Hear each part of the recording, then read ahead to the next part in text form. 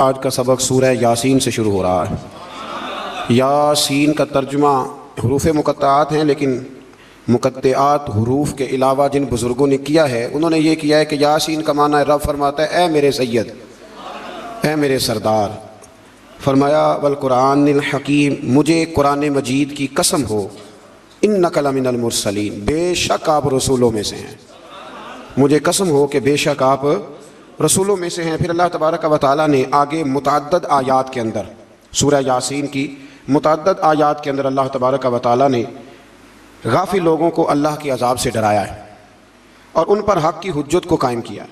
لیکن کچھ سرکش لوگ ایسے ہوتے ہیں جن پر دعوت حق کا اثر نہیں ہوتا۔ دعوت حق انہی پر اثر ہوتا ہے جو نصیحت کو قبول کرتے ہیں، جن کا طریقہ ہے کہ وہ نصیحت کو قبول کرتے ہیں، جن کا مزاج نہیں نا کہ نصیحت کو قبول کرنے کا، تو ان لوگوں پر حق کی دعوت کا کوئی اثر نہیں ہوتا۔ پھر آیت نمبر 38 سے اللہ تبارک و تعالیٰ کی قدرت اور جلالت کا بیان کیا گیا کہ سورج، چاند اور سیارے تمام قادر مطلق کے نظم کے تابع ہیں اور یہ ممکن نہیں کہ ان میں سے کوئی فساد یا ٹکراؤ ہو جائے۔ پھر آیت نمبر 48 میں فرمایا کہ کفار کہتے ہیں وہ وعدہ کب آئے گا کہ تم سچے ہو۔ اس کے بعد پھر اللہ تعالیٰ نے وقوع قیامت کا ذکر فرمایا ہے اور بعثت بعد الموت کو مختلف پیرایوں کے اندر بیان فرمایا ہے۔ آیت نمبر 54 سے ارشاد فرمایا کہ بغیر کسی ظلم کے اعمال کا بدلہ دینے اور جنتی لوگوں کے لیے نعمتوں کا ذکر ہے اور مجرموں کو الگ کرنے اور جہنم کے عذاب کا بھی اللہ نے انہی آیات کے اندر تذکرہ فرمایا ہے۔ آیت نمبر 65 میں اللہ تبارک و تعالیٰ نے بتایا ہے کہ قیامت کے دن مجرموں کے منہوں پر مہریں لگا دی جائیں گی، منہ ہوں گے ان پر مہر لگا دی جائے گی اور ان کے ہاتھ، پیر اور دیگر اعضاء سلطانی گواہ بن کے اللہ کی عدالت میں ان کے خلاف گواہی دیں گے۔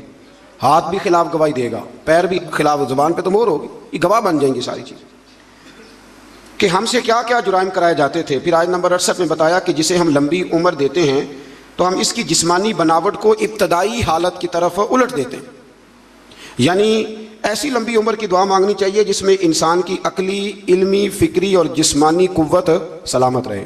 جس میں سلامت نہ رہے اس لمبی عمر کی دعا، اس کے لیے بزرگوں نے یہ دعا سکھائی ہے کہ دعا اس طرح مانگو، یا اللہ جب تک تو میرے لیے بہتر سمجھتا ہے مجھے دنیا میں رکھ، اور جب میرے حق میں بہتر نہ ہو تو پھر مجھے اپنی بارگاہ کا قرب عطا فرما، پھر تو مجھے اپنے قریب بلا لے۔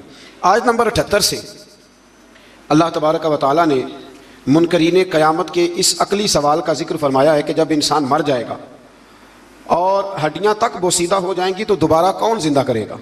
پھر جواب دیا کہ دوبارہ بھی وہی خالق زندہ کرے گا جس نے بغیر کسی نام و نشان کے پیدا کر دیا تھا۔ اب تو ہڈیوں کا نام و نشان ہے نا، تب تو نام و نشان بھی کوئی نہیں تھا، تو اگر اس وقت پیدا کر لیا تھا تو اب دوبارہ زندہ بھی کر دے گا۔ پھر آگے سورہ صافات شروع ہوتی ہے۔ اس سورہ مبارکہ میں اللہ تبارک و تعالیٰ نے متعدد چیزوں کا ذکر فرمایا ہے اور اس سورت کے شروع میں فرشتوں کی مختلف جماعتوں کی قسم کھا کے اللہ تعالیٰ نے اپنی وحدانیت کا ذکر فرمایا ہے۔ کچھ مضامین ایسے ہوتے ہیں جو پچھلے اسباق سے ملتے ہیں، تو چونکہ جب 2 پارے کرنے ہوتے ہیں تو میری یہ خواہش ہوتی ہے کہ صرف وہ مضامین لائے جائیں جو پہلے بیان نہیں ہوئے۔ تو اس میں اللہ تبارک و تعالیٰ نے ارشاد فرمایا آیت نمبر 40 سے لے کر 49 تک، فرمایا کہ اللہ تعالیٰ کے برگزیدہ بندوں کو آخرت میں عطا کی جانے والی کچھ نعمتیں ہیں۔ ان کا ذکر ہے کہ انہیں عمدہ میوے ملیں گے، وہ جنت میں عزت اور احترام کے ساتھ ایک دوسرے کے مقابل مسندوں پر بیٹھے ہوئے ہوں گے، سفید اور لذیذ شراب طہور کے جام گردش میں ہوں گے جن سے نہ درد سر ہوگا نہ ہوش اڑیں گے، پیکرے شرم و حیا حوریں ہوں گی، وہ بلند مقام سے جہنمیوں کا مشاہدہ کر رہے ہوں گے اور گویا جہنمی بھی ان کی طرف بڑی حسرت کے ساتھ دیکھ رہے ہوں۔ جنت جو ہے نا، جنت میں وہ جن چیزوں کی انسان دنیا میں خواہش کرتا ہے نا، وہ ساری چیزیں اللہ جنت میں عطا فرمائے گا۔ تو فرمایا کہ یہاں تمہارے اندر خواہشات رکھی ہیں تو یہاں وقت بھی تھوڑا رکھا ہے، وقت بھی لیکن عقل مند آدمی ہے نا، اس کو اگر کہا جائے کہ یہ 5 دن کے لیے بندوبست ہے، موج بڑی ہے، لیکن اگر تو یہ چھوڑ کے 5 دن صبر کر لے تو پھر آگے تیرے لیے ساری زندگی کا صبر ہے، ساری زندگی کی موج ہے۔ تو عقل مند کون ہے، 5 دنوں والا کہ ساری زندگی والا؟ تو ہم نے 30-35 سال کی موج چاہتے ہیں۔ اس کو چھوڑیں، خواہشات کو دبائیں، انشاءاللہ پھر جب آنکھ بند ہونے کے بعد دوبارہ کھلے گی نا تو پھر اللہ بڑا ہی فضل فرمائے گا، بڑا اللہ فضل فرمائے گا۔ پھر اس سے آگے جب ہم بڑھتے ہیں تو پھر ایک دفعہ حضرت سیدنا ابراہیم علیہ السلام کا ذکر سورہ صافات کے اندر فرمایا گیا اور پھر وہ دوبارہ سے ذکر جب آپ نے بتوں کو توڑا۔ لیکن اس میں ایک چیز کا اضافہ ہے، وہ کیا ہے؟ اللہ تبارک و تعالیٰ نے فرمایا کہ جب حضرت ابراہیم علیہ السلام کو آگ میں ڈالنے کی ان کی ساری تدبیریں ناکام ہو گئیں، تو پھر ہم نے ابراہیم علیہ السلام کو اسماعیل علیہ السلام دیے۔ آپ کو پتہ ہے پھر جب بیٹا دے دیا، اللہ کا اپنا انداز ہے نا نوازنے کا۔ اچھا ہمارا مسئلہ اور طرح کا ہے، ہم کہتے ہیں کہ نوازتا ہے تو پھر روز نوازے، نوازتا ہے تو پھر اللہ آپ کو کہتا ہے روزانہ زکوٰۃ دو، اگر کہہ دیتا تو وہ بھائی سال والے بڑی مشکل سے حساب کرتے ہیں، اور ہر روز تو رب ہر روز چیزوں کا حکم نہیں دیتا۔ تو اللہ تبارک و تعالیٰ تدریجاً چیزوں کا حکم دیتا ہے، تدریجاً، لیکن جب وہ دیتا ہے تو پھر کہتے ہیں اس میں مد و جزر آئے گا، کبھی دکھ، کبھی سوکھ، کبھی صحت، کبھی بیماری، کبھی اوپر کبھی نیچے۔ تو ہم نا صرف میٹھے میٹھے کے قائل ہیں، میٹھے میٹھے، کڑوے کا بھی قائل ہونا چاہیے، اس لیے کہ محبوب کی طرف سے جو بھی عطا ہو جائے وہ اس کا کرم ہی ہے۔ اللہ نے پہلے حضرت اسماعیل دیے، اور جب بیٹے سے پورا دل لگ گیا تو فرمایا اب اسے چھوڑ کے آؤ وادی غیر ذی زرع، جہاں آج بیت اللہ شریف ہے نا وہاں کچھ بھی نہیں ہوتا تھا۔ حضرت جناب اسماعیل کو اور ان کی والدہ کو چھوڑ آئے 2 کلو کھجوریں اور ایک مشکیدہ پانی کا، اور کہا اللہ میں انہیں تیرے حوالے کر کے جاتا ہوں۔ پھر پابندی لگ گئی تو کئی سال گئے نہیں۔ مفسرین نے با اختلاف روایات 9 سال یا 13 سال کے حضرت اسماعیل ہوئے تو گئے، اور جب گئے تو جاتے ہی کہنے لگے وہ یہاں ذکر ہے، فرمایا کہ بیٹا میں نے خواب دیکھی ہے، میں تمہیں ذبح کر رہا ہوں۔ فلما بلغ معه السعي، جب بیٹا ساتھ چلنے کے قابل ہو گیا نا تو کہنے لگے بیٹے میں نے خواب دیکھی ہے، انی اذبحک، میں تمہیں ذبح کر رہا ہوں، فانظر ماذا تری، تو اپنا ارادہ بتا۔ میں نے سورہ یوسف میں بھی عرض کیا تھا کہ ساری زندگی لوگ ماں بیٹے کی محبت کا ذکر کرتے آئے، پھر قرآن مجید نے نا 2 جگہ باپ بیٹے کی محبت بھی بڑی کھول کے بیان کی ہے۔ یہ باپ بیٹے کا رشتہ بیان کیا جا رہا ہے۔ بیٹے اب تو بیٹے ذبح نہیں نہ ہوتے، اللہ ہی خیر فرمائے، اب تو ان کو جو سبق پڑھایا جاتا ہے نا وہ اچھی طرح یاد کرتے ہیں، اور یاد کر کے سویرے ماں باپ کو سناتے ہیں کہ جناب آپ بھی تو تھوڑا خیال کریں نا، آپ بھی تو ذرا سمجھیں نا، میرے اپنے بھی تو بچے ہیں نا۔ اور دیکھو باپ کا جو رنگ قرآن نے بیان، انی اذبحک، پتر میں نے خواب دیکھی ہے، میں تجھے ذبح کر رہا ہوں، ارادہ بتا۔ تو حضرت اسماعیل نے یہ نہیں کہا کہ چلو ابا جی ذبح کر دو، کہنے لگے یا ابت افعل ما تؤمر، کہا ابا جی آپ ذبح نہ کریں، آپ نے خواب دیکھی ہے ذبح کر رہے ہیں تو فقط ذبح ہی نہ کریں، جو رب کہتا ہے نا وہ سارا میرے ساتھ کریں، جو حکم ہوتا ہے وہ، جو اللہ کہتا ہے وہ سارا کرے۔ اس کی تفسیر میں مفسرین نے لکھا ہے کہ گویا حضرت اسماعیل کہہ رہے تھے کہ ابا جی اگر اللہ کہتا ہے نا ذبح کرو تو آپ ذبح کریں، اور اگر وہ کہتا ہے نا اس کے بعد میرے ٹکڑے ٹکڑے کریں تو آپ ٹکڑے ٹکڑے کریں، اور اگر وہ کہتا ہے نا پھر اسے جلا دے تو آپ جو رب کہتا ہے نا وہ سارا میرے ساتھ، ستجدونی انشاءاللہ من الصابرین، مجھے آپ انشاءاللہ صبر کرنے والوں میں سے ہی پائیں گے۔ تو پھر اللہ کریم نے فرمایا ابراہیم تو نے خواب سچا کر کے دکھایا ہے۔ حضرت ابراہیم نے تو پٹی باندھ لی تھی آنکھوں پہ، بیٹے کے ہاتھ باندھ لیے تھے، انہوں نے تو چھری چلا دی تھی، اب جس نے امر کرنا تھا اسی نے نہ کیا۔ وفدیناہ بذبح عظیم، اور ایک ذبح عظیم کا فدیہ اللہ نے دے دیا۔ تو اقبال کہنے لگے یہ فیضان نظر تھا، یہاں کے مکتب کی کرامت تھی۔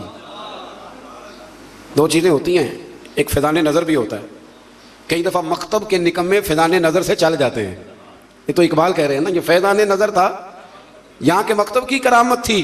یہ سکھائے کس نے اسماعیل کو آداب فرزندی۔ یہاں ایک بات میں ماؤں بہنوں سے بچیوں سے کروں گا اور آپ حضرات سے بھی کروں گا کہ یہ گھر میں اپنی بیٹیوں اور بہنوں کو یہ سبق دیں کہ بچے باپ کے اس وقت فرما بردار بنتے ہیں جب ان کی اماں انہیں باپ کا فرما بردار بناتی ہے۔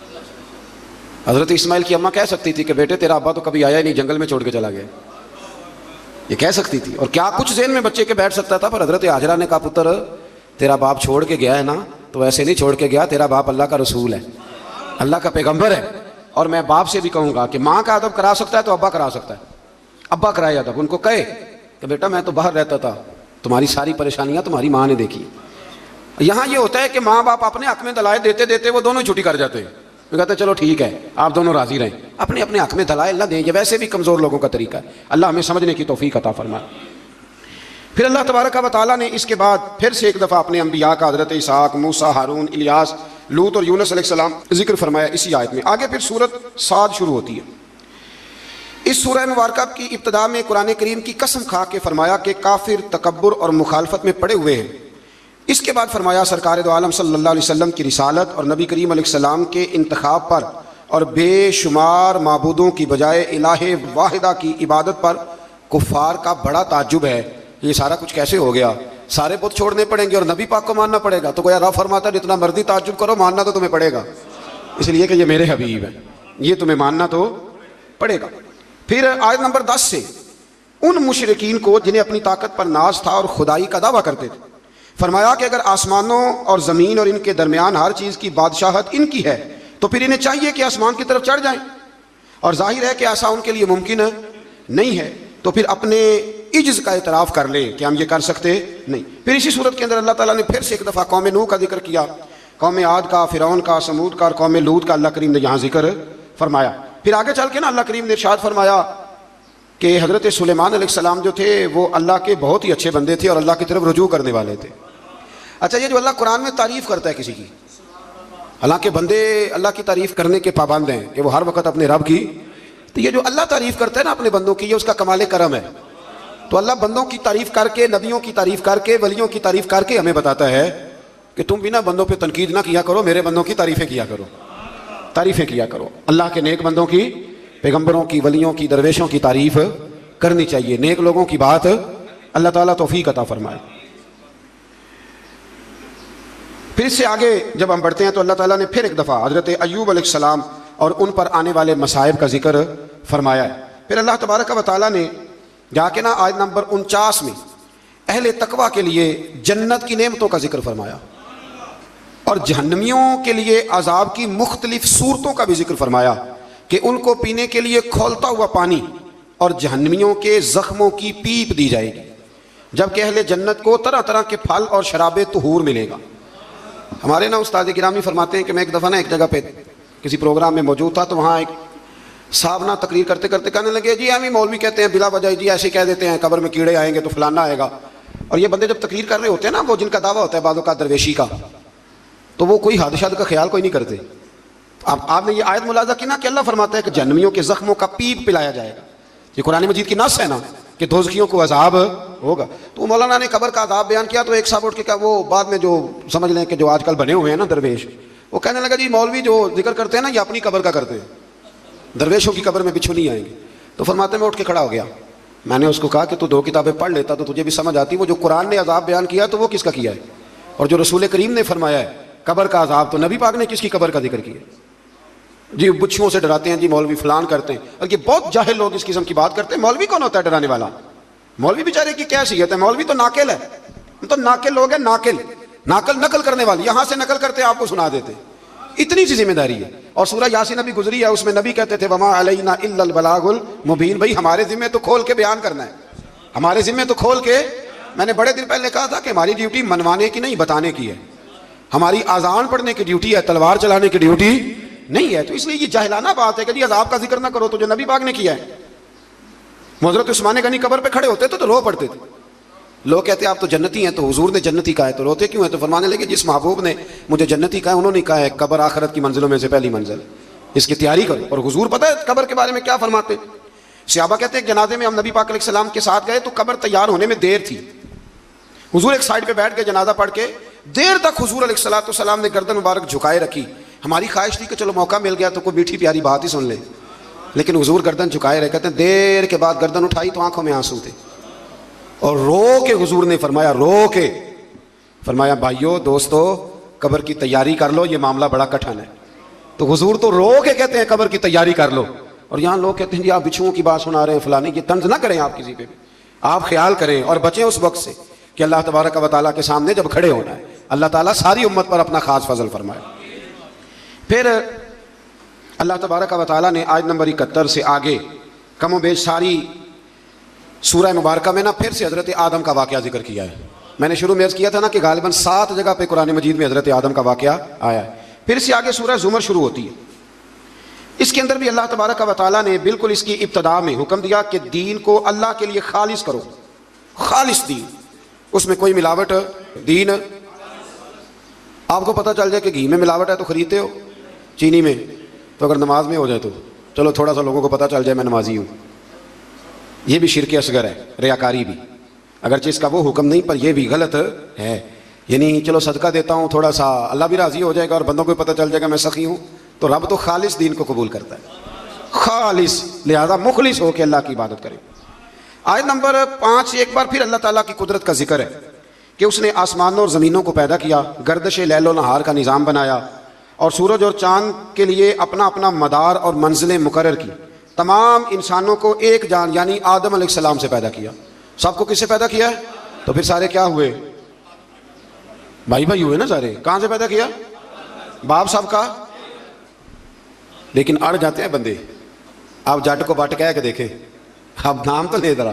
یعنی اتنا اونچا اڑان ہماری ہو گئی ہے کہ اللہ تبارک و تعالیٰ معاف کرے کہ وہ پکڑائی نہیں دیتی. یہ قبیلے تعارف کے لیے ہوتے ہیں, تعارف ہو جائے, کوئی اونچا چھوٹا بڑا نہیں ہوتا. نبی پاک صلی اللہ علیہ وسلم نے بڑی وضاحت سے کئی جگہ ہمیں یہ بات سمجھائی ہے. فرمایا ہر ایک کو ہم نے ایک جان حضرت آدم سے پیدا کیا اور انہی سے ان کا جوڑا پیدا کیا, اور وہیں سے وہی جو ماں کے پیٹ میں تہ در تہ ظلمتوں میں انسانوں کی پرورش فرما دیتا ہے. یہ سب اس کی قدرت کی نشانیاں. آیت نمبر 7 میں فرمایا کہ اللہ تعالیٰ کو کسی کی ناشکری کی کوئی پرواہ نہیں. ہاں وہ اپنے بندوں کے لیے ناشکری کو ناپسند اور شکر کو پسند فرماتا. باقی اسے پرواہ کوئی نہیں کہ تم ناشکری کرو. وہ تمہارے شکر ادا کرنے کا کوئی خواہش مند ہاں پسند ضرور کرتا ہے, پر اسے کوئی محتاجی نہ کرو گے تو نقصان اٹھاؤ گے. آیت نمبر 9 سے اللہ تعالیٰ نے فرمایا کہ عالم اور جاہل برابر نہیں ہو سکتے. قل هل يستوي الذين يعلمون والذين لا يعلمون. فرمایا کہ عالم اور جاہل برابر ہو سکتے ہیں. کون کہہ رہے ہیں؟ تو اگر کوئی جاہل اٹھ کے کہے مولویوں کی پتہ ہے, اور اللہ تعالیٰ خیر کرے 2-3 جگہوں پہ تو جاہلوں کے بڑے ڈیرے ہیں, ایک حکمرانوں کے گرد, ایک درباروں کے گرد. بلکہ میں اکثر کہتا ہوں جتنا بڑا جاہل ہو نا اتنا بڑا پیر ہوتا ہے. بڑی ذمہ داری سے کہہ رہا ہوں آپ, کیونکہ عالم نے تھوڑا بہت سوچنا ہے کوئی بات کرتے وقت, کیونکہ اسے پتہ ہے کہ یہ شریعت کی حد ہے, یہ قید ہے. تو جاہل نے تو کچھ بھی نہیں نہ سوچنا. تو جاہلوں کی کرامتیں بے شمار, ادھر بھی کرامت ادھر بھی کرامت, یہ بھی کر دیا وہ بھی کر دیا. اور جاہل کی ایک بہت بڑی علامت ہے کہ وہ ہمیشہ علم کی مخالفت کرے گا. پکی بات ہے, چونکہ خود جاہل ہے لہذا علم کی ہمیشہ. بہت سارے ایسے پیر ہیں لوگوں کے کہ جو نہ ان کا نکاح پڑھا سکتے ہیں نہ جنازہ پڑھا سکتے ہیں. یعنی پیر ایسا نہ خوشی میں شریک ہو سکتا ہے لیکن پیر ہے. عجیب بات ہے نا کہ تمہیں نکاح کا مسئلہ عالم بتائے, طلاق کا مسئلہ, یعنی تمہارے بیٹے کے پیدا ہونے سے لے کر تمہارے بچے کے نکاح سے لے کر اور تمہارے معاذ اللہ مرنے اور جنازے تک ساری ڈیوٹی عالم کرتا ہے. اور وہ موٹر سائیکل خرید لینا تو سارے گاؤں کو مصیبت پڑ جاتی ہے کہ اس نے کہاں سے لے لی ہے, سوال جواب کرتے. اور پیر کا بیٹا مطلق جاہل ہوتا ہے, مطلق. بہت سارے ایسے پیر ہیں جو دعا نہیں مانگ سکتے اسپیکر کے آگے, لیکن کیا کیا جائے قوم کا, کیسے سمجھایا جائے, کون سا ایسا درود پڑھا جائے. تعویذ لکھتے جا رہے ہیں, تعویذ لکھتے جا رہے ہیں, اور وہ بھی نہیں لکھنے آتے ہیں, فوٹو کاپیاں کرا لیے, مورے بنوا لی. کچھ خدا کا خوف کریں, کچھ تھوڑا سا خیال کریں. پیر کے لیے پہلی شرط یہ ہے کہ اسے خود تو رستے کا پتہ ہو کہاں جانا ہے. جس ڈرائیور کو خود نہیں پتا وہ آپ کو لاہور کیسے پہنچائے گا. تو اس کو خود تو پتہ ہو. باں جلمو جو کرے فقیری وہ کافر مرے دیوانہ ہو. مہربانی کرے آپ. جبے کبے دیکھتی ہے قوم, بڑے بڑے جناب رنگ ڈنگ دیکھتی ہے تو الجھ جاتی ہے. تو اللہ تبارک و تعالیٰ نے فرمایا عالم اور جاہل برابر ہو سکتے ہیں, اللہ نے کہا ہے. اس لیے ہماری ڈیوٹی ہے علماء کو عزت دے, یہ ہماری ڈیوٹی ہے. میں کئی دفعہ علماء کی شان میں حدیثیں اس لیے نہیں بیان کرتا کہ وہ لوگ ہم پہ فٹ نہ کر لیں, اور اندر نفس بیٹھا ہے. وہ بھی کئی دفعہ کہتا ہے کہ چاہے تو اپنی بات کر رہا ہے, لیکن رمضان ہے. میں خالصتاً اللہ کی رضا کے لیے عرض کرتا ہوں. میرے رسول کریم علیہ السلام نے عالم کے لیے فرمایا ہے, فرمایا عالم میرا جانشین ہے. کوئی ضعیف روایت نکال کے دکھائے کہ حضور نے کہا درویش میرا جانشین ہے. ٹھیک ہے جو عالم بے عمل ہے میں ان کی بات نہیں کر رہا, لیکن حضور نے فرمایا علماء انبیاء کے وارث ہیں. اور صاحب تفسیر روح البیان نے حدیث لکھی ہے, حضور نے فرمایا جس نے عالم سے ہاتھ ملایا سمجھے میرے ساتھ ملایا ہے, جس نے سچے عالم کی سنگت کی سمجھے میری سنگت کی. اور کیا خوبصورت لفظ ہیں حدیث کے. حضور فرمانے لگے جس نے عالم کا چہرہ دیکھا سمجھے اپنے نبی کا دیدار کیا ہے. آپ چھوٹی بات سمجھتے ہیں اس کو. اس لیے وقت نکال کر, میں اپنی ذاتی زندگی میں وقت نکال کے جاتا ہوں علماء سے ملنے. پتہ چل جائے مستند اور باعمل عالم آیا تو میں کبھی پیچھے نہیں رہتا, میں آگے بڑھ کے جاتا ہوں, ملاقات کرنے کی کوشش کرتا ہوں. اور یہ حدیثیں میرے ذہن میں ہوتی ہیں ہمیشہ. کوشش فرمایا کریں, اللہ تبارک و تعالیٰ سمجھنے کی توفیق عطا فرمائے. پھر اللہ تبارک و تعالیٰ نے آیت نمبر 10 میں مومنین کو تقوی پر کاربند رہنے اور رکاوٹ کی صورت میں اللہ کی زمین کے وسیع ہونے اور مصائب و آلام پر صبر کرنے والے کے لیے بے حساب اجر و ثواب کا ذکر کیا ہے. فرمایا اگر تقوی کے رستے میں تمہارا ملک رکاوٹ بڑھے تو زمین بڑی وسیع ہے, کہیں اور چلے جاؤ, لیکن اختیار تقوی کرنا ہے. پھر آیت نمبر 15 سے غیر اللہ کی عبادت کرنے والوں کے لیے عذاب شدید اور بتوں کی عبادت سے اجتناب کرنے والوں اور اللہ کی طرف رجوع کرنے والوں اور اچھی بات سن کر پیروی کرنے والوں کو بشارت دیتے اور ہدایت دینے کا بھی میرے رب نے ذکر فرمایا. آیت نمبر 22 میں فرمایا کہ جس کے سینے کو اسلام کے لیے اللہ کھول دیتا ہے تو وہ اپنے رب کی طرف سے نور ہدایت پہ قائم رہتا ہے. کوئی اللہ خوشخبری دے رہا ہے کہ اگر میں نے تمہیں کلمے کی توفیق دیا تو سمجھو میں نے ہدایت کا رستہ تم پہ واضح فرما دیا. پھر آیت نمبر 23 میں قرآن مجید کی اثر آفرینی کو بیان کیا گیا. یہ ملتے جلتے مضامین پر مشتمل بہترین کلام ہے جسے بار بار دہرایا جاتا ہے. جن کے دلوں میں خشیت الہی ہے، اسے سن کر ان کے بدن کے رونگٹے کھڑے ہو جاتے اور ان کے جسم اور دل اللہ کی یاد کے لیے نرم ہو جاتے. فرمایا یہ ملتے جلتے مضامین ہیں جن کو بار بار دہرایا جاتا ہے. قرآن میں کون سے مضامین ہیں اور بار بار؟ یہ شکوہ بھی چھوڑ دیں کہ ہماری مسجد کا خطیب ہر سال ایک ہی مضمون بیان کرتا ہے. اللہ کہتا ہے قرآن کے مضامین کو بار بار دہرایا جاتا ہے. تو جنگ بدر ہر سال جب بیان ہوتی ہے تو وہی بیان ہوگی نا جو پہلے سے حدیثوں میں لکھی ہوئی ہے. دیکھو نیا واقعہ درج کر کے بیان ہو. قوم کو اس پہ بھی شکوہ ہوتا ہے، کہتے پچھلے سال بھی سنایا تھا. میں ایک جگہ پہ گیا تو مجھے کچھ لوگ کہنے لگے جی آپ تقریر چھوٹی کرتے ہیں تو آپ نا آج ہم نے لمبی تقریر سنی ہے، پچھلے سال بھی آپ نے 40 منٹ تقریر کی تھی. میں کہا تسی پچھلے سال والی سناؤ تو نویں سن لو. ٹھیک ہو گیا نا جی. میں نے کہا پچھلی سنائیں اور نہیں سن لیں. اور کبھی کبھی بڑے سکھانے والے لوگ بھی ملتے ہیں. ایک جگہ میں تقریر ختم کرنے لگا تو ایک بزرگ ہیں، وہ بڑا مجھ سے پیار کرتے ہیں، محبت کرتے ہیں، بڑی ان کی دلچسپی ہے. تو میں نے تقریر ختم کرتے ہوئے کہا کہ بس جی. بابا جی کہنے لگے نہیں تھوڑی سی اور. میں کہا جب میں کہاں ختم ہو گئی ہے، کہنے جی ختم ہوگی تو مڈو لگ پو یہی سنا دیو دوبارہ. اب یہ سکھانے والی بات ہے نا جی کہ بزرگ بہت سارے حاضر دماغ ہوتے ہیں. کہنے لگے آپ شروع سے لگ جائیں جہاں سے شروع کیا تھا، اور ہمیں نہ زیادہ سنا ہے. اللہ کریم توفیق عطا فرمائے. پھر آیت نمبر 60 میں اللہ پر جھوٹ باندھنے والوں کے چہروں کے سیاہ ہونے کا ذکر فرمایا. جو اللہ پہ جھوٹ باندھے گا اس کا چہرہ، کبھی کبھی نا ہم بھی کہہ دیتے ہیں کہ اللہ قرآن میں یہ بھی تو کہتا ہے نا جی. تو آپ کو پتہ ہے یہ آیت ہے قرآن کی، ہے صحیح آیت. جس طرح اس دن بات نہیں ہو رہی تھی سورۃ یوسف میں کہ جی وہ بھیڑیے نے حضرت یعقوب سے کیا کہا تھا. میں کہا میں نے تو نہیں پتا انہیں کیا کہتے انہیں آخیا جی میں یوسف کھادا ہوئے تو میں 14ویں سجدہ مولوی ہوں. پتہ نہیں کیڑی کتاب چاہیا، لیکن بات مشہور بڑی ہے کہ نہیں. کچھ مسئلے ایسے ہیں جن کا کوئی وجود نہیں تو کہتے ہیں جنہیں عمرہ کر لیا تو آج فرض ہو گیا. میں کہ اس کو کھانو روٹی نہ ہوئے تو آج کے میں فرض ہو گیا. لیکن جو مسئلے بالکل کسی کوئی وجود نہیں وہ بڑے مشہور ہیں اور بڑے زبردست معروف ہیں. تو یہ کسی جگہ روایت نہیں. علماء کی توہین کے لیے لوگ باتیں گھڑ لیتے ہیں لیکن کہیں بھی موجود نہیں ہے. آیت نمبر 62 میں فرمایا کہ اللہ تعالیٰ ہر چیز کا خالق اور نگہبان ہے اور زمین و آسمان کی کنجیوں کا مالک بھی اللہ ہی ہے. چلے بات آ گئی تو ایک مسئلہ اس طرح کا اور بھی ہے، وہ رمضان میں زیادہ بیان ہوتا ہے کہ کیڑی نظر نہ آئے تو کھاتے رہنا چاہیے، چیونٹی نظر نہ آئے تو مینو مہینہ نہیں جی دس دی. اور آپ میں سے بہت سارے ایسے لوگ ہوں جنہوں نے سارے روزے دیکھے ہی نہیں، کیا کریں پھر. اور بہت زیادہ تیز روشنی ہو لائٹوں کی تو ویسے ہی نظر کوئی نہیں آتی. یہ سوال کسی نے پوچھا تھا تو چلو اس کا جواب بھی آ گیا. کہنے لگے کہ روزے کے ٹائم اذان تک کھانا پینا چاہیے یا اعلان ہو جائے تو بند کر دینا چاہیے. یہ جو اذان ہوتی ہے یہ روزہ بند کرنے کے لیے نہیں ہوتی، اذان نماز کے لیے ہوتی ہے، وہ سارا سال ہوتی ہے. اذان کس لیے ہوتی ہے؟ اور کسی وقت مولوی صاحب کی آنکھ 10 منٹ لیٹ بھی کھلتی ہے تو لیٹ بھی ہوتی ہے اذان. اذان کا روزے سے کوئی تعلق ہے؟ روزے کا ٹائم سے تعلق ہے.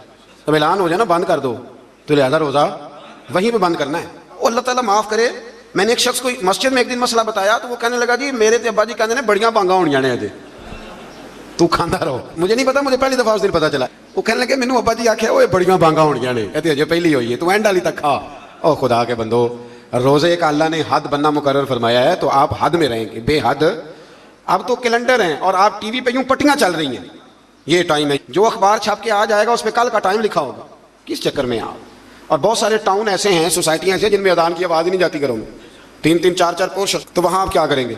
تو اذان کا نماز سے تعلق ہے، روزے سے تعلق نہیں ہے. تو کئی دفعہ اذان دیر سے دی جاتی ہے، اذان دیر سے. اچھا پھر بڑے مزیدار ہیں لوگ. میں نے اگلا سپارہ شروع کرنا ہے پر بات آ گئی تھی، مکمل کرنا بھی بڑا ضروری ہے. بڑے مزیدار ہیں، رمضان میں سحری کے لیے پوچھتے ہیں کہ جی ہم نے نہیں اعلان پہ بند کرنی، ہم نے تو اذان پہ. تو روزے میں اعلان پہلے ہوتا ہے، اذان بعد میں ہوتی ہے. جب افطار ہوتا ہے تو پھر پہلے اعلان ہوتا ہے، پھر وہ اس لیے پہلے اعلان ہوتا ہے کہ چلو اعلان کرنے والا بیچارہ بھی کھول لے روزہ. تو روزہ کھول کے 5-7 منٹ کے بعد اذان دیتا ہے نا، اتنے نہیں بندے مسئلہ پوچھتے تو یہ اعلان تے نہیں آسان تھے بھائی بانگ تے ہی کھولنا ہے. پوچھا کبھی کسی نے تو یہ کیوں ایسے کام کرتے جن کا وجود کوئی نہیں. وہاں کوئی اور بات اور یہاں کوئی ہے نا عجیب بات. یعنی زکوٰۃ دینی ہوتی ہے نا جب، تو زکوٰۃ کا نصاب 52.5 تولے چاندی بھی ہے. اس وقت کہیں گے جی وہ 7.5 تولے سونے کے برابر پیسے ہوں گے پھر دینی ہے. ایسے ہی ہے 2.25 سیر گندم میں نے دینی ہے جی فطرانہ. تو میں کہتا ہوں تو 3.5 کلو کھجوریں فطرانہ دینا، اور دینا بھی اجوا کی قیمت. وہ کیوں نہیں دیتا حدیث میں تو وہ بھی آیا ہے. حالانکہ عرب کے بعض علاقے ایسے تھے جہاں کھجوریں سستی تھی، گندم مہنگی تھی، اس لیے ان کا وزن زیادہ رکھا گیا کھجوروں کا، گندم کا تھوڑا رکھا گیا. اب کس حساب سے دیتے ہیں؟ آج سویرے ایک بندے نے مسئلہ پوچھا ہے، کہتا جی بچے باہر ہیں تو انہوں نے فطرانہ اتھوں دے حساب نہ دینا کہ اتھوں دے حساب نہ. میں کہا بڑا لاکھ روپیہ فطرانہ ہے جس کا حساب کرتے پھرتے ہو. او خدا کے بندے دے دے جو دینا ہے، اور فطرانہ حیثیت کے مطابق دیں. کچھ بندے ایسے ہیں جن کا 5,000 بنتا ہے ایک بندے کا. میں نے کہا حیثیت کے مطابق دے. جو غریب آدمی ہے وہ دے 200 روپیہ، ٹھیک ہے، حرج نہیں، سال کے بعد دینا ہے نا اللہ کے کہنے پر. تو آپ مہربانی کریں، اللہ توفیق عطا فرمائے سمجھنے کی. اس پارے کے شروع میں اللہ پر جھوٹ باندھنے اور حق کو جھٹلانے والوں کو جہنمی قرار دیا گیا ہے، جو حق کو جھٹلاتے اور سچے دین کو لے کے آنے والے یعنی رسول اللہ صلی اللہ علیہ وسلم اور ان کی تصدیق کرنے والے کو متقی کہا گیا ہے. تصدیق کرنے والے حضرت ابو بکر صدیق ہیں.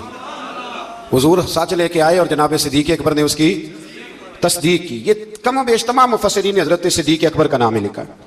پھر آگے جا کے اللہ تبارک و تعالیٰ نے آیت نمبر 41 میں رسول اللہ صلی اللہ علیہ وسلم کو تسلی دیتے ہوئے فرمایا کہ ہم نے آپ پر حق پر مبنی کتاب نازل کی ہے، سو جو ہدایت کو اختیار کرے گا اس کا فائدہ اسی کو پہنچے گا، اور جو گمراہی اختیار کرے گا اس کا وبال بھی اسی پہ ہوگا. آپ ان کے ذمہ دار نہیں ہیں. اگلی آیت میں نیند کو عارضی موت سے تعبیر کیا گیا اور بتایا کہ نیند اور موت میں اتنا ہی فرق ہے کہ موت کی صورت میں بندے کی روح عارضی طور پر نہیں بلکہ مدت دراز کے لیے قبض کر لی جاتی ہے. آپ بتائیے جب نیند آئی ہوتی ہے آپ کو، ویسے آپ نے آدھا گھنٹہ 20 منٹ گزارنے ہوں تو پتہ ہوتا ہے کہ 20 ہو گئے 10 ہو گئے، تو سوئے آنکھ کھلتی ہے تو ہو اتنا ٹائم ہو گیا. تو اللہ فرماتے ہیں اسی طرح موت کا معاملہ ہوگا. کچھ لوگ نا قبروں سے اٹھائے جائیں گے تو ایک روایت میں یوں بھی آتا ہے کہ جب قبروں سے اٹھائے جائیں گے تو وہ کہیں گے اوہو میں تو زور پڑھ کے سویا تھا کہ عصر کا ٹائم ہو گیا. اور کچھ ایسے ہوں گے جن کے لیے 50,000 سال کا دن ہوگا. دعا فرمائیں اللہ ہمیں رحمت والے لوگوں میں شامل فرمائے، جن پہ وہ رحمت کرے ان میں ہمارا شمار فرمائے. پھر اللہ تبارک و تعالیٰ نے آیت نمبر 43 اور 44 میں فرمایا کہ سب شفاعت اللہ تعالیٰ کے اختیار میں ہے جو آسمانوں اور زمینوں کا مالک ہے، اور کفار کے معبودان باطلہ کو کسی کی شفاعت کا اختیار نہیں بلکہ تو اپنے لیے کسی چیز کے مالک نہیں ہیں. ان کو سفارش کا حق بھی، سفارش بھی اگر کریں گے تو اللہ کے بندے ہی کریں گے. حضور نے فرمایا سب سے پہلے انبیاء کریں گے، پھر علماء کریں گے، پھر شہید کریں گے، پھر نیک لوگ اللہ کی بارگاہ میں سفارش کریں گے. آیت نمبر 47 میں بے پناہ دولت جمع کرنے والوں کو خبردار کیا گیا ہے کہ اگر وہ زمین کی ساری دولت کے مالک بن جائیں اور اس کے برابر بھی ان کو مل جائے تو وہ قیامت کے دن یہ سب کچھ دے کر عذاب سے اپنی گردن چھڑانا چاہیں تو بھی انہیں خلاصی نہیں ہوگی. جتنا مرضی مال جمع کر لیں، قیامت کے دن اگر کوئی بچے گا تو اپنے نیک اعمال کی وجہ سے بچے گا. آیت نمبر 53 میں گناہ گاران امت کو بشارت دی گئی کہ یا رسول صلی اللہ علیہ وسلم کہہ دیجئے اے میرے بندو لا تقنطوا من رحمت اللہ، جنہوں نے گناہ کر لیا ہے وہ رب کی رحمت سے نا امید نہ ہو. ان اللہ یغفر الذنوب جميعا، بے شک اللہ تمام گناہوں کو معاف فرما دے گا. اگر سچی توبہ کریں گے تو اللہ تعالیٰ تمام گناہوں کو معاف فرمائے گا. آیت نمبر 71 سے بتایا کہ کافروں کو گروہ در گروہ جہنم کی طرف ہانکا جائے گا اور وہاں ان کا استقبال توہین آمیز انداز میں ہوگا، جبکہ اہل ایمان کو اکرام کے ساتھ جنت کی طرف لے جایا جائے گا اور وہاں ان کا استقبال انتہائی اعزاز و اکرام کے ساتھ ہوگا، اور اہل جنت اور فرشتے اور کائنات کی ہر چیز اپنے رب کی حمد و ثنا بیان کرے گی. اس سے آگے سورہ مومن شروع ہوتی ہے. اس کی آیت نمبر 7 سے فرمایا کہ وہ فرشتے جو عرش کو اٹھائے ہوئے ہیں، یہ بڑی خوبصورت بات ہے. فرمایا وہ فرشتے جو عرش کو اٹھائے ہوئے ہیں اور جو اس کے ارد گرد ہیں وہ سب اپنے رب کی حمد کے ساتھ تسبیح کرتے ہیں اور اس پر ایمان رکھتے ہیں اور مومنوں کے لیے مغفرت طلب کرتے ہیں. یہ بھی اللہ کا کرم ہے نا جی. اور کہتے ہیں کہ اے ہمارے رب تیری رحمت اور تیرا علم ہر چیز کو محیط ہے، سو جنہوں نے توبہ کی ہے اور تیرے راستے کی اتباع کی ہے ان کی مغفرت فرما اور دوزخ کے عذاب سے انہیں بچا. اس آیت میں بتایا گیا کہ اللہ کے مقرر فرشتے نہ صرف اس کے تائب بندوں کے لیے بلکہ ان کے صالح آباء و اجداد کے لیے، ان کی بیویوں کے لیے، ان کی اولاد کے لیے بھی جنت کی دائمی نعمتوں کی دعا مانگتے رہتے ہیں. اگر کوئی سچی توبہ کرے تو فرشتے بھی اس کے لیے دعا کرنی شروع کر دیتے. پھر آیت نمبر 10 میں فرمایا کہ کفار کو قیامت کے دن بلند آواز سے کہا جائے گا کہ تم لوگوں کو اپنے اوپر جتنا غصہ آ رہا ہے نا کہ ہم نے برے کام کیوں کیے، اس سے زیادہ غصہ اللہ کو تم پر آتا تھا. جب تم لوگوں کو ایمان کی دعوت دی جاتی تو تم کفر کرتے تھے اور اپنے گناہوں کا اعتراف کر کے کہیں گے کہ کیا جہنم سے نکلنے کی کوئی صورت ہے. پھر اس دن پوچھیں گے کہ غلطی تو ہو گئی پر کوئی صورت ہے نکلنے کی. آیت نمبر 16 میں قیامت کے دہشت ناک دن کا نقشہ کھینچا گیا ہے. اللہ تعالیٰ فرمائے گا آج کس کی بادشاہی ہے، سب جانتے ہوئے خاموش ہو جائیں گے. پھر اللہ فرمائے گا کہ اللہ کی، جو واحد بھی ہے اور سب پر غالب آنے والا بھی. پھر آیت نمبر 17 سے بتایا کہ قیامت کے دن سب کے ساتھ پورا انصاف ہوگا. وہاں ظالموں کا کوئی حمایتی اور سفارشی، ظالموں کا نہ کوئی سفارشی ہوگا نہ کوئی حمایتی ہوگا، بلکہ میرے نبی پاک علیہ السلام نے فرمایا اگر میرے کسی امتی نے ذمی کافر پر ظلم کیا، ذمی کافر وہ ہوتا ہے جو اسلامی حکومت میں اسلامی قوانین کی پابندی میں جزیہ دے کے رہتا ہے، فرمایا اگر میرے کسی امتی نے کسی ذمی کافر پر ظلم کیا تو میں قیامت کے دن اس ذمی کے ساتھ کھڑا ہو کے اپنے امتی پہ مقدمہ کراؤں گا. یعنی ظلم والے کی حضور بھی قیامت میں سپورٹ نہیں کریں گے. اللہ توفیق عطا فرمائے ظلم سے بچنے کی. اللہ خیانت کرنے والی آنکھوں اور سینوں میں چھپے رازوں کو بھی جانتا ہے۔ پھر اس سے آگے آیت نمبر 49 میں بتایا کہ جہنمی جہنم کے دروغوں سے کہیں گے کہ اپنے رب کو بلاؤ کہ ہمارے ساتھ عذاب میں صرف ایک دن کی تخفیف کر دے، اللہ محفوظ رکھے، ایک دن کی صرف چھٹی مل جائے۔ جہنم کا محافظ عملہ ان سے کہے گا کیا دنیا میں تمہارے پاس رسول نشانیاں لے کر نہیں آئے تھے؟ وہ اقرار کریں گے۔ آگے چل کے فرمایا قیامت میں ظالموں کی عذر خواہی انہیں کوئی کام نہ آئے گی، ان کے لیے لعنت ہے اور برا گھر ہے۔ آیت نمبر 60 میں فرمایا کہ تیرے رب نے فرمایا ہے مجھ سے دعا مانگو میں تمہاری دعاؤں کو قبول فرماؤں گا۔ آیت نمبر 64 میں فرمایا اللہ ہی نے زمین کو تمہارے لیے جائے قرار اور آسمان کو چھت بنایا ہے اور تمہاری صورتیں بنائی ہیں اور وہی تمہیں پاکیزہ رزق عطا کرتا ہے۔ پھر آیت نمبر 67 میں اللہ تعالیٰ نے انسان کی تخلیق اور اس کے بعد موت تک مختلف مراحل کو اپنی نشانیوں کے طور پر بیان فرمایا۔ آگے سورہ حامیم سجدہ شروع ہوتی ہے۔ اس کی آیت نمبر 5 میں کفار کو انتہائی سرکشی کی کیفیت کو بیان کرتے ہوئے فرمایا اور انہوں نے کہا جس دن کی طرف آپ ہمیں بلا رہے ہیں ہمارے دلوں میں اس پر پردے پڑے ہوئے اور ہمارے کانوں میں ڈانٹ ہے اور ہمارے اور آپ کے درمیان حجاب ہے، سو آپ اپنے کام سے کام رکھیے اور ہم اپنے ڈھپ پر کاربند رہیں گے، یعنی وہ کسی بھی طور پر قبول حق کے لیے تیار نہ ہوئے۔ کہنے لگے جی ہمیں نہیں آپ کی باتوں کی سمجھ آتی، ہماری آنکھوں پہ پردے ہیں۔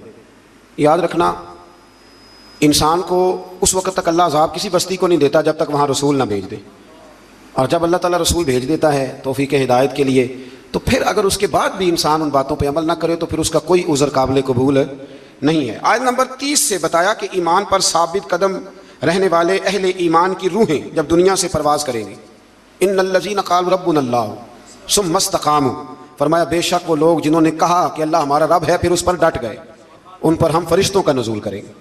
بعض مفسرین نے لکھا ہے کہ یہ موت کے وقت فرشتے آئیں گے، لیکن حضرت علامہ محمود آلوسی اندلسی، امام سیوطی اور دیگر بہت سارے مفسرین کہتے ہیں موت کے وقت نہیں، مومن جب بھی ڈٹ جاتا ہے اللہ فرشتے بھیج دیتا ہے۔ مومن جب بھی ڈٹ جاتا ہے اللہ فرشتے، یہ لفظ بھی آپ نے سمجھنا ہے۔ یہ نہیں فرمایا کہ فرشتے آئیں گے تو تم نے ڈٹنا ہے، فرمایا ڈٹنا پہلے تم نے خود ہے، پھر اللہ فرشتے بھیجے گا۔ حق پہ ڈٹ جاؤ، اللہ تمہاری مدد کے لیے، اقبال نے کہا تھا تو فضائے بدر پیدا کر، فرشتے تیری نصرت کو اتر سکتے ہیں گردوں سے کتار اندر کتار اب بھی، وہ اتر آئیں گے، لیکن شرط یہ ہے کہ تو اس طرح کا ایمان پیدا کر۔ فرمایا فرشتے نازل ہوں گے اور کہیں گے کہ تم نہ کسی آنے والی بات کا خوف کرو نہ کسی گزشتہ بات کا رنج اور ملال، اور اس جنت کی بشارت سنو جس کا تم سے وعدہ کیا گیا۔ اور پھر انہیں بتایا جائے گا کہ اللہ غفور الرحیم نے ان کے لیے جنت میں ضیافت کا اہتمام کیا ہے۔ بڑی خوشی والی بات ہے، یعنی رب فرماتا ہے میں جنت میں تمہارا میزبان بنوں گا، میں تمہارا میزبان ہوں جنت میں، تو جتنی شان والا میزبان ہے میزبانی بھی اتنی شان والی فرمائے، اور وہاں جس نعمت کی بھی خواہش کرو گے تمہیں وہ دستیاب ہو جائے گی۔ آیت نمبر 34 میں بتایا نیکی اور بدی برابر نہیں ہے، اور دوسروں کی بدی کا جواب نیکی سے دو، اللہ فرما رہا ہے بدی کا جواب نیکی سے دو، اس کے نتیجے میں تمہارا مخالف تمہارا سرگرم اور پرجوش دوست بن جائے گا۔ اگر تم جواب نیکی سے دو گے نا، میرے پاس وقت نہیں ورنہ یہاں کچھ حدیثیں پڑھتا جن میں نبی پاک علیہ السلام نے ان لوگوں سے نیکی کی جو بظاہر ظلم کرنے آئے تھے، حضور نے نیکی کی تو وہ میرے رسول کے غلام بن گئے، وہ نبی کریم کے غلام بن گئے۔ آیت نمبر 39 سے اللہ تعالیٰ نے حیات بعد الموت کے ثبوت کے لیے حصی مثال دی کہ تم دیکھتے ہو زمین خشک بنجر اور غیر آباد ہوتی ہے، یعنی بے جان ہوتی ہے، تو ہم اس پر بارش کا پانی نازل کرتے ہیں جس کے ذریعے وہ سرسبز اور شاداب ہو جاتی ہے، اور نمو یعنی نباتات اگانے اور بڑھانے کی صلاحیت اس میں پیدا ہو جاتی ہے۔ تو جو زمین کے لیے حیات ہے، فرمایا پس جو اللہ بے جان زمین میں جان ڈال دیتا ہے وہی آخرت میں مردوں کو بھی زندہ فرما دے گا۔ اور کئی دفعہ زمین میں جان ڈلتی ہے، ایک دفعہ بالکل صحیح ہو جاتی ہے، پھر ہل چلائیں، پھر بیج ڈالیں، پھر جان ڈل جاتی ہے۔ اسی طرح مرنے کے بعد بھی اللہ دوبارہ انسانوں میں جان پیدا کرے گا۔ آیت نمبر 42 میں قرآن کی شان اعجاز کو بیان کیا کہ اس میں کسی بھی جانب سے باطل کی کوئی آمیزش نہیں ہو سکتی، یہ سراسر حق ہے، قرآن سراسر حق ہے۔ میری یہ خواہش ہے، یہ نہ سنت ہے قیام اللیل آخری 10 راتوں کا، آپ اپنے اپنے گھروں میں یا اپنی اپنی مسجدوں میں کم از کم طاق راتوں میں رات کو کچھ دیر کے لیے جلدی ضرور اٹھیں، ساری رات ہو سکے تو بڑا ہی اچھا ہے۔ حضرت عائشہ کہتی ہے نبی پاک صلی اللہ علیہ وسلم نفل کے لیے پابند نہیں کرتے تھے، پر رمضان کی آخری 10 راتوں میں کہتے تھے اٹھو، خواتین بھی کوشش کریں۔ یہ آخری 10 دن جو ہوتے ہیں نا بڑے قیمتی، اور بالخصوص طاق راتیں، بتا اس لیے رہا ہوں کہ آپ میں سے کوئی نیکی کرے گا تو میرے لیے بھی بخشش کا گزریہ بنے گا، ضرور کوشش کریں کم از کم 1 گھنٹہ، اگر آپ نہیں ساری رات بیدار رہ سکتے تو 1 گھنٹہ آپ روزے سے ذرا پہلے اٹھ جائیں، کچھ تلاوت، کچھ عبادت، کچھ درود پاک، یارو بڑا ہی ضروری ہے، حضور نے بڑا ہی پسند کیا ہے، اور بڑی قیمتی یہ وہ عظیم راتیں ہیں جن کے لیے خیمہ لگا کے میرے نبی مسجد میں ہی بیٹھ گئے، تو آپ ان میں کوتاہی نہ کریں، اللہ تعالیٰ توفیق عطا فرمائے۔